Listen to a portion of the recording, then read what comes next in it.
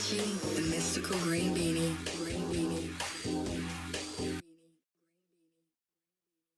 Hey, what's going on, dudes and dudettes? I am the Mystical Green Beanie. Okay, so I've been wanting to make this rant for a long time now, and it's about Miles Morales. So, for those of you who don't know, I adore Miles. He's one of my favorite legacy characters in comics, he's a fantastic and fresh addition to the Spider-Man mythology, and he's a character who I've grown up with since I was a teenager because he was around my age when he was introduced in the comics.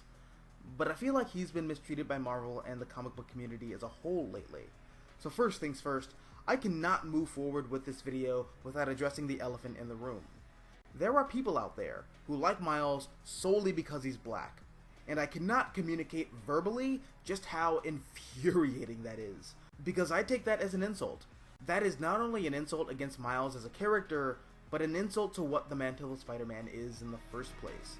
The concept of Spider-Man is that he is the eyes on the ground, he's the everyman, he's common folk, but more importantly, he can be anyone. He can be black, Latino, Asian, Native American, Indian, Jewish, whatever. It doesn't matter who is under the mask, what matters is what the mask represents. And the mask represents the heart of the streets. It represents the heart of New York City.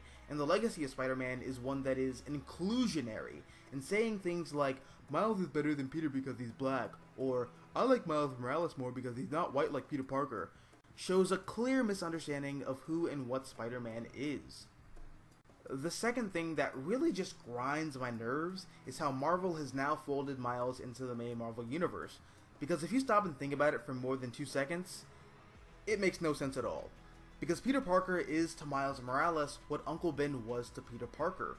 Through Peter's death, Miles learns that with great power there must also come a great responsibility, and the failure to act is an irresponsible misuse of your powers. And through that tragedy, Miles takes it upon himself to become the new Spider-Man. Except, here's the thing.